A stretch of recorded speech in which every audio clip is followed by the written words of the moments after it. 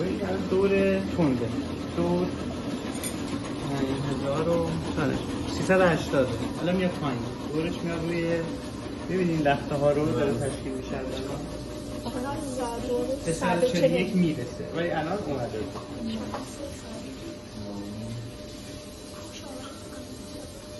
این الان منعکس کننده یک ترم دور اون سه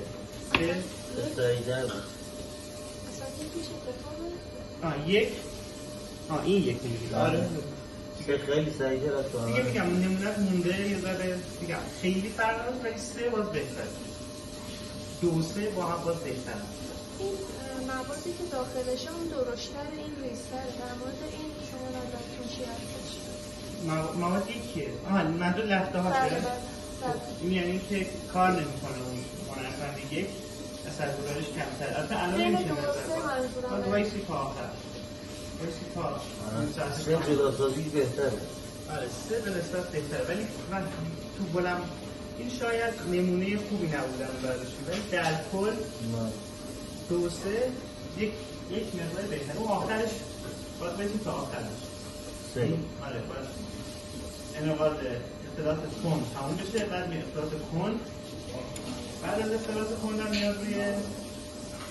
نیم ساعت تنشینی بایدش بده این الان تایم ما 1 دقیقه است بعد 1 دقیقه تمام میشه 144 دقیقه میشه میره روی 30 دقیقه 30 دقیقه هم اختلاط کن داره یعنی آروم میچرخه بعد از اینکه اون اصلا شما مشکلتون توی همزن اون بالا میکسر ندارید مشکلتون درست کردن ما داریم یه دسته یه دور میچرخه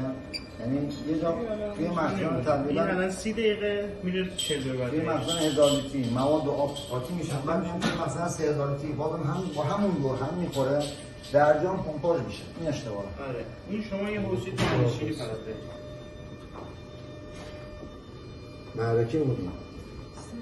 اینو تو شهریار هم انجام ندادم درسته؟ اصلا اون آب و گل چون اشتباه بود تو شهریار یادتون باشه از یه طرف دیگه لوله گرفته بودیم ولی باز من قابل پاسخ